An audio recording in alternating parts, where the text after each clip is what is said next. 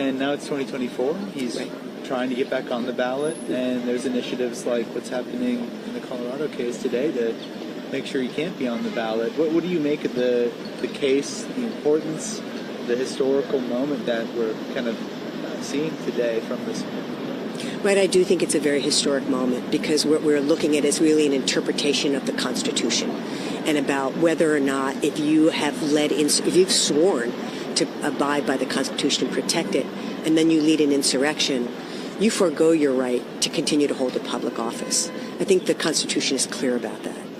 So what we don't know is whether the Supreme Court will actually uphold the law or will they find technicalities. But I think in the longer view of history, it's an essential thing that if the presidency, if the office of the presidency is no longer accountable to the Constitution, then what future do we have in this country? You feel like that sets a bad precedent? That Absolutely. Other future presidents like Trump could carry out a thing like January 6th and get away with it? Absolutely, and many people believe that if Trump was to win again in 2024, he may never leave office. I mean, we saw what he did last time. We know right now that the Heritage Foundation has a whole plan called Project 2025 that in the event for the next Republican presidency, they want to dismantle the entire state from the inside by infiltrating it, firing people, procedural changes, a whole plan. They have a whole plan, 1,000-page plan. So we know what's coming. All right, guys, so you know that it is election season when the lefties are losing their minds. But then again, when are the lefties not losing their minds? They're always losing their minds.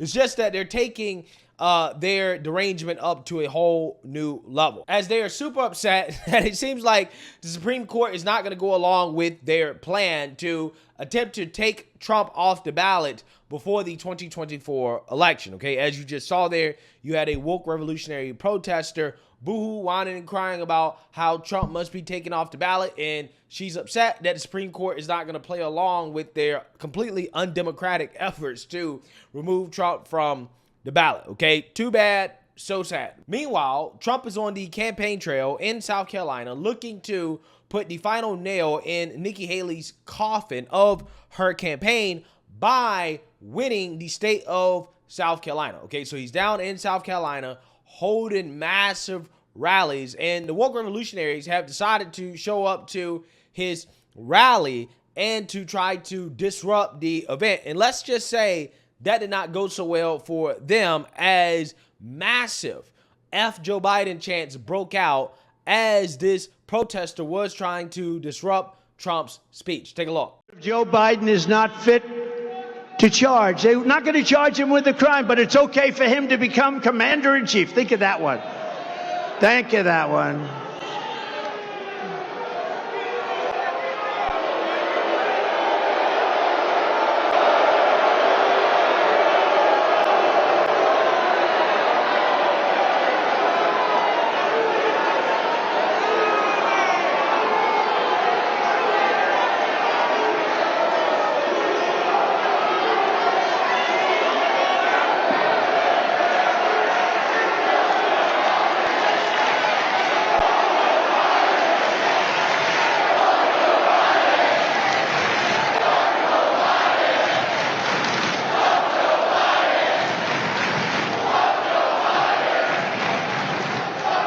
All right, thank you very much. Just a little interlude.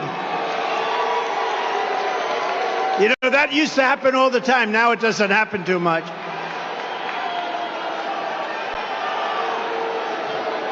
You know, I used to say to people, you go get them, you go get them. And then I got sued, so I said, what the hell? So now I say, please treat them kindly. This way I don't get sued. Please treat them kindly. They're lovely people. Go home to mom.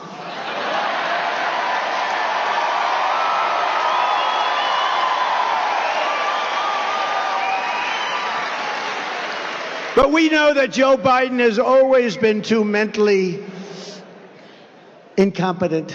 Is he gone? I think he's gone. We don't have that. Remember, we used to have it all the time? And I used to get angry with the cameras because they never show the crowd. They'll never show the crowd outside, which is many times the size of the crowd inside. Yeah, so you seen that, you heard that. Okay, music to my ears. Okay, so you had a woke protester show up to a Trump rally and got shouted down by the rally goers, which is exactly what should have happened. Got escorted out as Joe Biden chants rang out. Okay. Again, a beautiful sight. Okay. Love to see it. Okay. And I expect to see a lot more of this as the campaign season kicks up. Okay. It's going to go into overdrive. And as leftists become more and more deranged with Trump and the fact that their Lord and Savior Joe Biden seems to be on the verge of being placed in a nursing home, yeah, I think that this is going to kick into overdrive, okay? Trump derangement is about to be taken to a whole nother level, okay? The closer that this man gets into office, you can expect to see this type of stuff, okay? But, the good thing is that it remained peaceful, okay? The guy was escorted out, and that's it. Because like Trump said, he doesn't get the benefit of the doubt.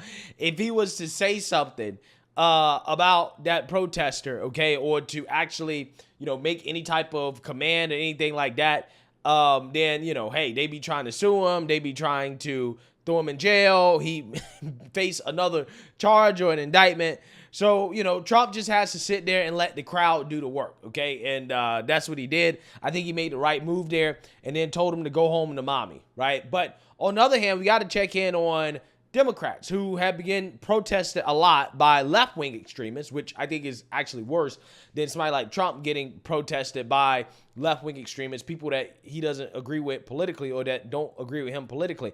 Democrats are getting protested by their own people, right? And that is actually destroying the Democrat Party. And as Hillary Clinton was giving a speech at Columbia University, she faced heckling from pro-Palestinian ceasefire protesters. And I want you guys to pay attention to the difference in regards to how the crowd handled these protesters of Hillary Clinton versus how the crowd handled the protesters at the Trump rally. Take a look.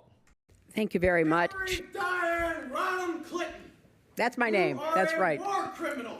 The people of Libya, the people of Iraq, the people of Syria, the people of Yemen, the people of Palestine, as well as the people of America will never forgive. Violating the university code of I'm asking you to leave. The delegates will now escort you out of the building. Thank you. Can you? Sir. Thank you so much. Thank you so much. Free! Sorry. Free Palestine! Got this right. You got it? Okay, sorry. Free Palestine! Free! Free Palestine! Free! Free Palestine! Free! Free Palestine! Okay. Free! Free Palestine! Let me thank all of you for coming because this is such an important subject. And as you just heard from Milan, it is one that she and I and so many others have been focused on for decades. And yelling doesn't solve the problem. The kind of hard work and the work that you will hear from the panelists today, I think it's important that we, okay, all right, we're gonna stop a minute, and I don't, if, you know what, why don't all of you just interrupt me so that you won't be interrupting our panelists, so that we don't have this kind of disruption when we have people who are real experts in this area. And so I think it's important to focus on the event we're here. People are free to protest, but they are not free to disrupt events or classes, and that is going to be the standards that we follow here and going forward. Yeah, so you've seen that, you heard that. Okay, this is a part of the left's campaign to essentially make the Democrats' lives a living hell for what they see as Joe Biden's support of Israel's invasion of Gaza. Now, notice how nobody in that crowd defended Hillary Clinton, right? The way that the Trump rally goers kind of basically, heckled the protester, okay? All of the people that were there to see Hillary just kind of sat there and probably nodded along in agreement with some of the things that guy was saying, especially about Hillary Clinton being a war criminal. Who knows? I'm just saying some of those accusations against Hillary, I think are true. But yeah, the left-wing protesters have not stopped what they see as an injustice or a humanitarian crisis being committed by Israel in Gaza. You know, hey, Israel says that this is self-defense.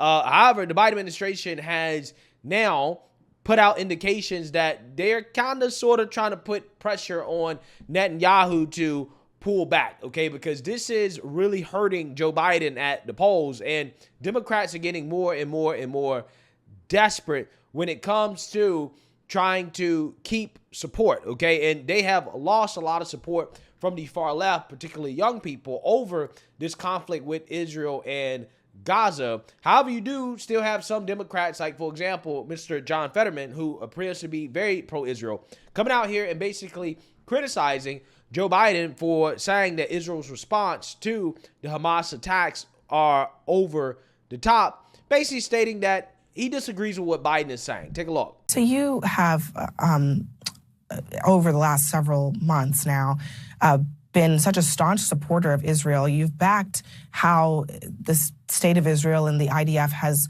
conducted this war inside of Gaza. President Biden also said last night during that press conference that the IDF operation in Gaza has been over the top. Those are his words. Is the president wrong?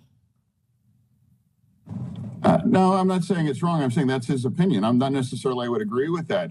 I do understand that Israeli intelligence believe that Sinwar is actually hiding there, because that's what these cowards do. They hide behind civilians and children and women like that as well, too. So I do believe that it's very critical that they destroy and eliminate Hamas for there to be real, true peace there in Gaza.